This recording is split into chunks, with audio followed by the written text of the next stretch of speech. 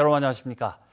영덕군이 영덕읍 창포리 산림생태문화체험공원에 57억 원을 들여 목재문화체험장을 만들었습니다. 특히 숲과 나무를 주제로 한 어린이 목재 체험실이 인기를 끌고 있는데 산림자원이 풍부한 영덕에 새로운 관광 테마로도 기대를 모으고 있습니다. 김현일 기자입니다. 영덕군이 영덕읍 창포리에 57억 원의 예산을 투자해 조성한 목재문화체험장입니다. 숲과 나무를 테마로 한 목재놀이 체험실이 가장 큰 인기를 끌고 있습니다.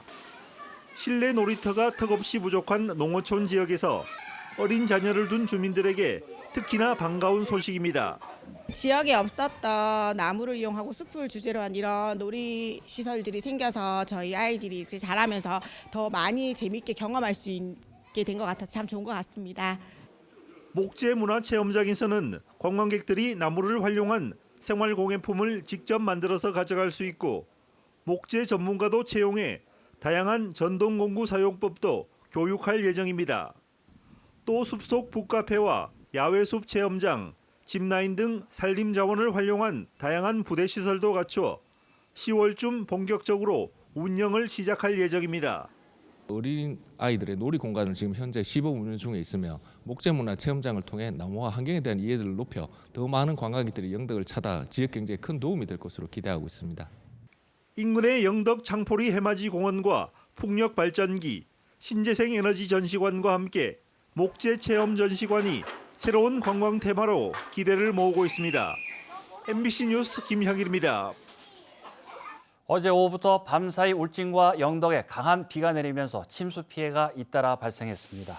울진군 매화면과 평해읍에서는 주택과 펜션 4채가 침수됐고 주민 1명이 대피하기도 했습니다. 또 울진읍 온양리 군도 20호선에 토사가 쏟아져 양방향 통행이 통제됐고 영덕군 병곡면에서도 주택이 침수되는 등 울진 8건, 영덕 3건의 비 피해가 났습니다. 한편 오늘 새벽까지 강수량은 울진군 평해읍 189mm, 영덕 125.5mm 등 울진 남부 지역에 강한 비가 집중됐습니다. 포항시는 태풍이나 극한 호우로 형산강이 범람했을 경우에 시민들이 우선 대피할 수 있도록 3층 이상 민간 건물을 대상으로 대피소 119곳을 지정했습니다. 또 소규모 지방하천 인근에는 2층 이상 건물을 대피소로 지정해 저층이 침수되더라도 시민들이 긴급히 대피할 수 있도록 했습니다.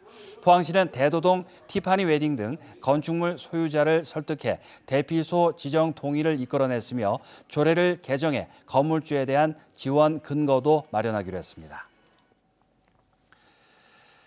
후쿠시마 원전 오염수 방류로 일본 수산업계에도 큰 피해를 보고 있는데요. 그런데 일본 업체들이 제주산 수산물을 수입하겠다며 위판장과 양식장을 직접 찾았다고 합니다.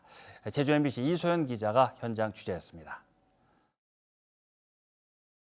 고등어가 잔뜩 담긴 상자들이 위판장 바닥에 줄지어 놓여 있습니다.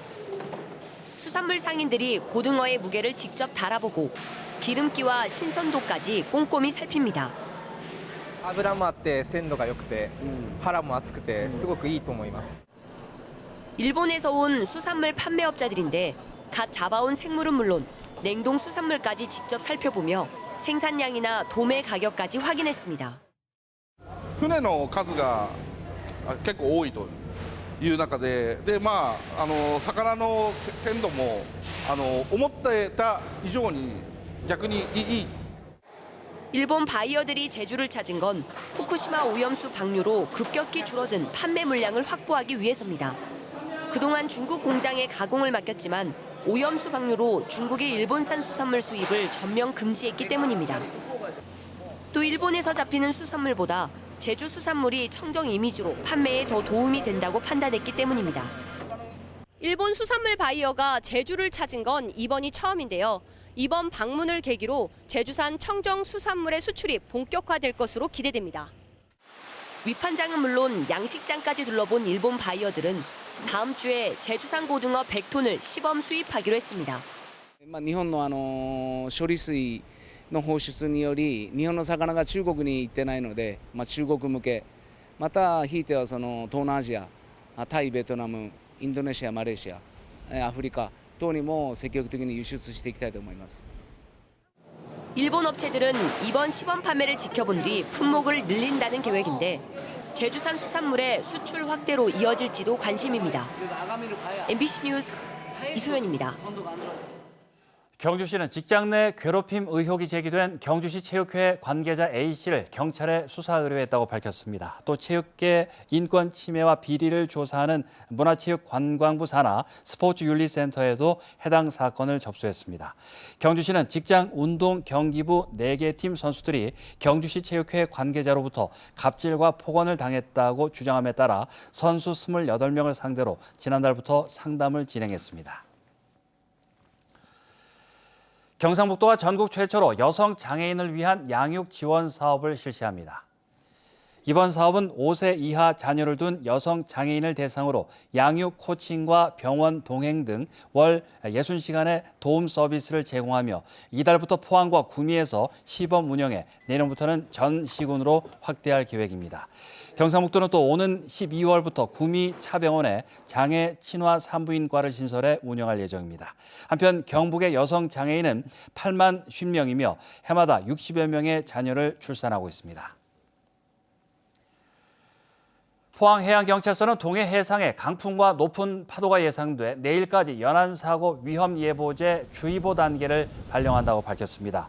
이에 따라 연안 해역의 어선이나 낚시어선 등 다중이용 선박에는 조기 입항을 권고하고 너울성 파도가 치는 해역과 방파제 등에 대한 순찰도 강화하고 있습니다. 연안사고 위험예보는 기상특보나 자연재난으로 인해 피해가 우려될 경우에 관심과 주의보, 경보 3단계로 구분해 국민에게 알리는 제도입니다. 경주시가 만나이 통일법 시행에 따라 관련 조례와 규칙을 일괄 개정한다고 밝혔습니다. 이번에 개정하는 조례는 독립모골문학관 운영 조례안 등 6개며 규칙은 이통장, 반장 임명 규칙 등 4개입니다. 경주시는 조례안과 규칙안에 대해 다음 달 4일까지 시민 의견을 받고 다음 달 열리는 경주시의회 임시회 심의를 거쳐 공포할 예정입니다. 국내 연구진이 반도체 기술로 그린 수소를 생산하는 고체 전지의 효율을 향상시키는 데 성공했습니다.